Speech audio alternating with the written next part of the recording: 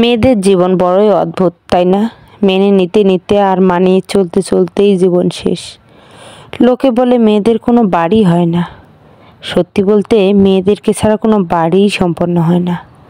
বিয়ের পর সবাই জানতে চায় মেয়েটি বাপের বাড়ি থেকে আসার সময় কি কি নিয়ে এসেছে, কিন্তু এই কথাটি কেউ জানতে চায় না সে বাপের বাড়ি থেকে আসার সময় কি কি ছেড়ে এসেছে।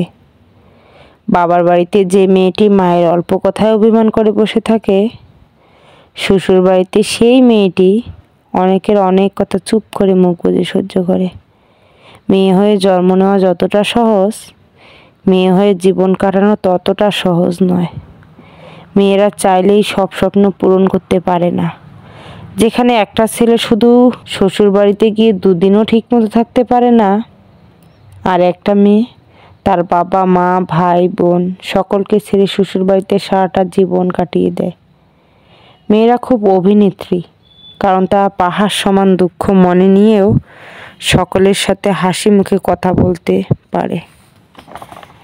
মেয়েদের কষ্ট সহজে কেউ বুঝতে পারে না। মেয়েরা চাইলেও একটু স্বাধীনভাবে চলতে পারে না।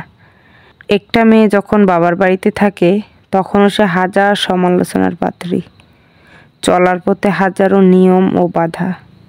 ঠিক করে বসো, ঠিক করে চলো, ঠিক করে ঘুমাও। লোকে কি বলবে?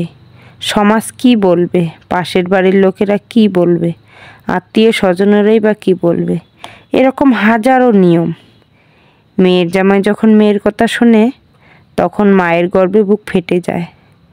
লোকের সাথে বড়াই করে বলে, আমার মেয়ের জামাই তো আমার মেয়ের কথা ছাড়া পায়েই ফেলে না। কিন্তু ছেলে যখন তার বউয়ের কথা শোনে, বউয়ের কথা মতো চলে, তখন সে বউয়ের গোলাম হয়ে যায়। বউয়ের কথা মতো চললে বউ পাগল হয়ে যায়। হ্যাঁ, এটাই আমাদের সমাজের নীতি। একজন মেয়ে যখন আপনার ঘরের স্ত্রী হয়ে যায়, তার চেনা শহর, নিজের পরিবার, সাজানো ঘরটা, স্নেহের ভাই বোন ত্যাগ করে আপনার ঘরে আসে।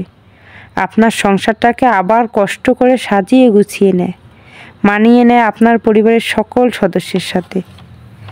তাই আপনারও উচিত স্ত্রীকে সঠিকভাবে মূল্যায়ন করা। একটা মেয়ে তখনই নিজেকে সুখী মনে করে যখন সে একজন ভালো স্বামী পায়। পৃথিবীর সকলেও যদি কষ্ট দেয়, তাও যদি মেয়েরা স্বামীর কাছে ভরসা পায়, তখন কোনো কষ্টই মেয়েদের ব্যথিত করতে পারে না। একটা মেয়ে যখন নিজের সব কিছু ছেড়ে স্বামীর ঘরে যায়, তখন তাদের একমাত্র ভরসা স্বামীর উপরেই থাকে। আর স্বামী যখন তার পরিবারের কথায় তাকে আঘাত করে, কষ্ট দেয়, অবহেলা করে, অন্যদের বেশি গুরুত্ব দেয়, বউকে তাচ্ছিল্য করে কথা বলে, তখন সে খুবই অসহায় হয়ে পড়ে। মেয়েরা খুব বেশি কিছু চায় না, তারা অল্পতে অনেক বেশি খুশি হয়ে যায়। মেয়েরা চায় একটু বিশুদ্ধ ভালোবাসা।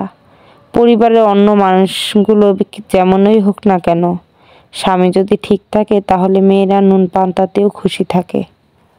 হ্যালো এভরিওয়ান, আসসালামু আলাইকুম। তোমরা সকলে কেমন আছো? আলহামদুলিল্লাহ, আমি ভালো আছি। আজকে আমার বাসায় সন্ধেবেলা আমার মা, মেয়ে, ছেলে সবাই এসেছে। আর ওদের জন্য এই যে আমি একটা মুরগি রান্না করতেছি। আর আমার মুরগির মাংসের মধ্যে এইভাবে রসুনের কোয়া দিয়ে খেতে খুবই ভালো লাগে।